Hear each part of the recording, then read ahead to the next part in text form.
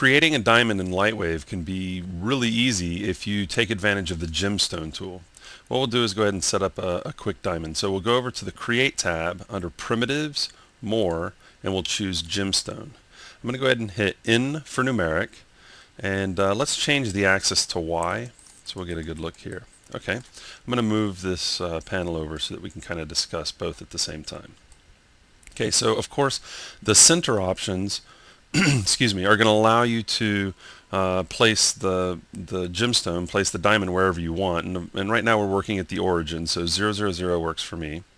Okay, the radius is the overall diameter of the piece. If I go ahead and just scrub this, you can see that the diameter of this diamond, of this gemstone, is going to increase. Okay, so this setting is the radius, so from the center out to the edge here.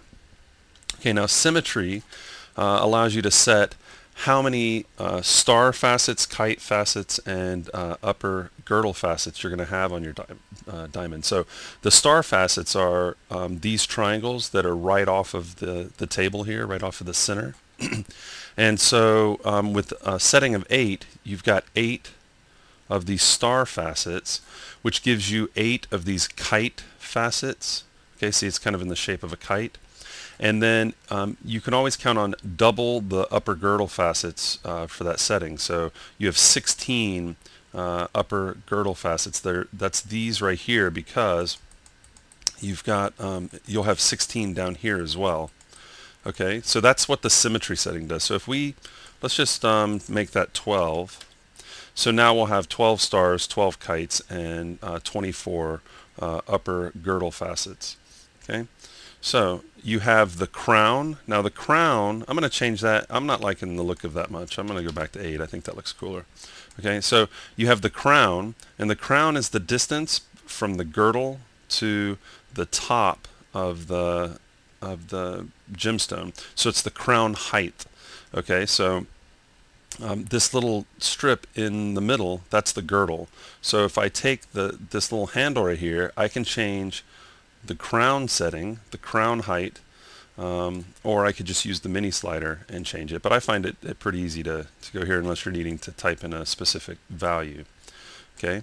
Below that is the girdle, and like we said, that's the space here. If you want to give more space, just increase it. If you want to give less space, just decrease it by using the mini slider or by keying in a value. Okay. The table is your center flat facet right here, this centerpiece, and you can change the size of that just by manipulating the mini slider for that option, the table option. Okay, and the pavilion, well, that's the pavilion depth. That's from the girdle to the very bottom, and we can change that by grabbing that handle right there.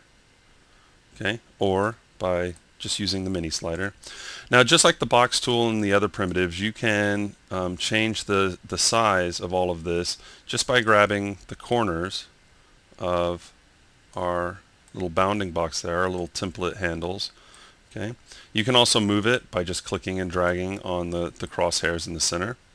Okay, and then there's one last option we should know about, which is the make air polys. Now, if you're going to take advantage of some of the material nodes in the node editor when surfacing, there's really no reason, and you really wouldn't want to use the make air polys, because what that does, if we select that, it will create duplicate geometry facing the other way right on top of each other on the inside. And that's going to help if you want to build up a surface from scratch, and you want to get proper refraction on your gemstone. Well, you're going to want that extra geometry in there so that it'll react the way it would in the real world. But with things like dielectric, you wouldn't need that because it's already set up to do that.